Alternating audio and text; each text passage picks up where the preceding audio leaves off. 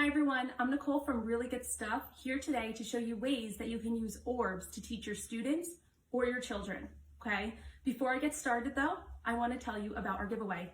So we're giving away 10 products today. All you have to do is comment how you would use orbs to teach your children or your students.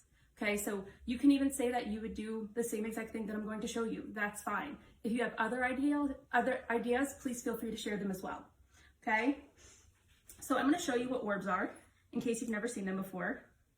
They're these little tiny beads. And when I say tiny, I mean tiny. They're hard to pick up almost. And you soak them in water. You might be able to see them in my hand. And they grow to be about that size. Okay, so they're really fun, hands-on, engaging. Kids love touching them, so kids will definitely be more inclined to want to learn using them. Okay, so the first thing I want to show you is you can use these beads to teach comparing sizes. Okay, so I like to use the same color when I'm first introducing comparing sizes so that your child doesn't get confused or distracted by the color differences.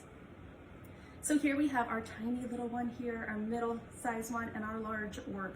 Okay, so this is now where you would ask your child or your students, which one is the smallest? Which one is the largest? Is this middle one larger or smaller than this one? Okay, and you can have them keep talking about these in different ways. Which one is the middle medium size orb, right? So there's all different ways you can talk about the different sizes of the orbs. Okay, the second thing you can teach is estimation. So if your child can see, this is what 10 orbs looks like, how many do you think we would need to fill this cup? Okay, depending on their age, you might want to do a smaller cup. You might use something about this size if they only know their numbers 1 through 10 or 1 through 20. It all depends on your child. So estimating, really good skill to practice with something fun like orbs. This next one is actually really fun. I like to teach spatial relationships. So I actually have my flip chart here that shows I know my relative positions. So different examples here of what you would teach them, like behind or in back of, between or in between. And what I decided to do today was show you how you can teach that using something as simple as a pencil sharpener. Okay, so I'm going to show you an example. So I might say this orb is on top of the pencil sharpener. This orb is next to the pencil sharpener. I could even put it inside here. This orb is inside of the pencil sharpener. Okay, and go over those different words over and over again with your child or your students, and then you can bring in different objects to compare or to talk about spatial relationships with the orbs. Okay, so that's really fun. I think your child or your students will love doing spatial relationships. The next thing you can teach is, of course, patterning.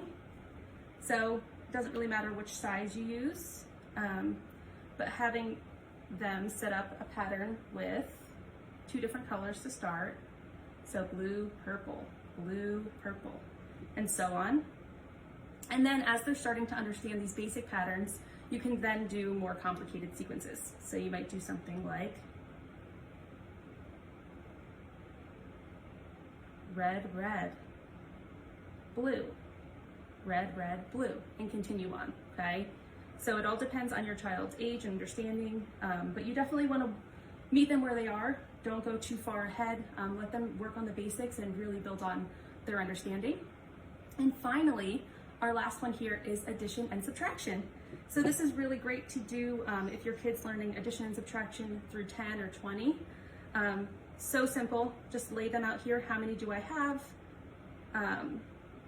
So I might want to split them up if I'm doing addition here. Okay, how many do I have here? How many do I have here? If I add them together, how many do I have, right? Or start with your whole number. I have this many orbs. I'm going to take away 3 of them. How many do I have left, okay? So there's a bunch of different ways you can use these orbs to teach. Like I said before, comment below with subjects that you would teach or topics that you would teach your students using these orbs. The more ideas you share, the better we're going to be as educators, okay? So that's it for today's video. Thanks everyone for tuning in, and I will see you next time. Bye-bye.